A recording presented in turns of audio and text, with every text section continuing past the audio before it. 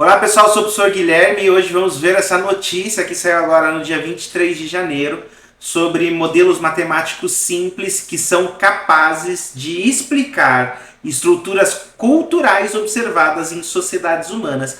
Uma notícia publicada pela phys.org e muito interessante porque mostra pra gente que a matemática tem muito potencial, embora algumas pessoas não acreditem nesse sentido, em explicar condições do comportamento humano.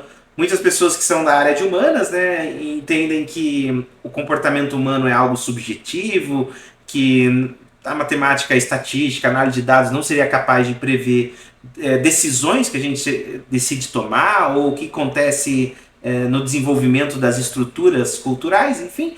Mas as pesquisas que a gente vai ver hoje, publicadas pelo Riken, não contradizem essa concepção de mundo.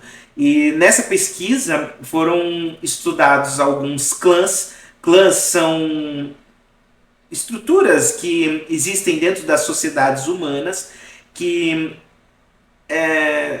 grupos culturais que os membros acreditam que compartilham alguns ancestrais comuns. Então esses clãs, eles desenvolvem convenções dentro deles, como por exemplo, quem deve se casar com quem, os membros dos clãs são frequentemente encorajados a se casar com alguém de outro clã.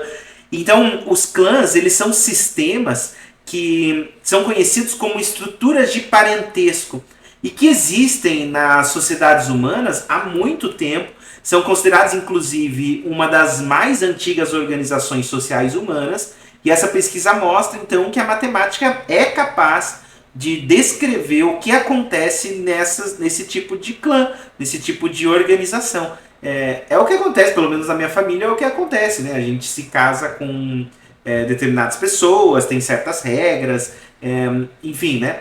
Então, é algo por aí. E o pesquisador do Riken Center for Brain Science, ele já investigou, foi entrevistado então para explicar. Ele explica que ele já era muito intrigado pela essa universalidade e diversidade no comportamento humano, e isso ajudou a explorar os sistemas sociais humanos usando essas ferramentas de física e estatística.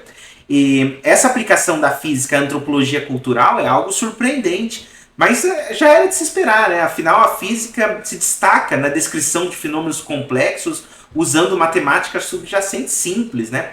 Recentemente, essa semana mesmo, para ver como cada vez mais a matemática espera-se que ela explique o comportamento humano, mas não só isso, né? A preocupação principal do pessoal de humanas em relação a isso é que a gente não tem como avaliar ou medir ou modelar o comportamento humano, porque são muitas variáveis, né? Mas nos tempos de inteligência artificial a gente tem visto uma grande revolução. Ainda há potencialmente um empecilho pela quantidade de dados existentes, pela quantidade de processamento que é preciso e assim por diante. Mas nessa semana mesmo, não sei se vocês acompanharam o surgimento da DeepSeek, a inteligência artificial chinesa, cuja grande vantagem, que até estourou a bolsa americana, né? Levou quase a um crash, né, dessa parte, né, de computadores, enfim, que essa rede, essa nova inteligência artificial usa chips muito pequenos, que podem ser inclusive executados no próprio computador de casa, sem necessidade daquelas ilhas de computadores, aquelas fazendas de computadores. Então, mostrando que se a gente já consegue fazer o que a inteligência artificial faz em computadores pessoais, por que não compreender o comportamento humano, né? Dentro da entrevista do Itaú, ele conta que queria explorar como estruturas complexas de parentesco humano observadas em diferentes regiões por antropólogos culturais são organizadas, e ele queria ver como essas estruturas podiam emergir espontaneamente. O interessante é que ele cita um modelo simples que assume apenas dois fatores, que é competição por parceiro e laço entre parentes por afinidade. Então ele, o Itaú, e o colaborador dele, o Kunihiko Kaneko, ele desenvolveram um modelo simples de sistemas sociais humanos e descobriram que o modelo prevê o desenvolvimento de estruturas observadas em sociedades reais para certas escolhas de parâmetros. A publicação dele foi lá no Proceedings of the National Academy of Science e fez o pesquisador ficar impressionado. porque era um modelo simples dando origem a estruturas complexas. Ele mesmo diz, né? Para mim, o mais surpreendente é que um modelo matemático simples, baseado em observações antropológicas, pode explicar alguns dos mecanismos para a evolução de parentescos humanos complexos. Aqui na pesquisa, a descoberta deles foi em relação a dois parâmetros que foram os mais relevantes: o tamanho da população e um parâmetro que descreve a diferença entre as características dos pais e dos filhos. E esses dois parâmetros, a pesquisa mostra, afetam o desenvolvimento de estruturas sociais.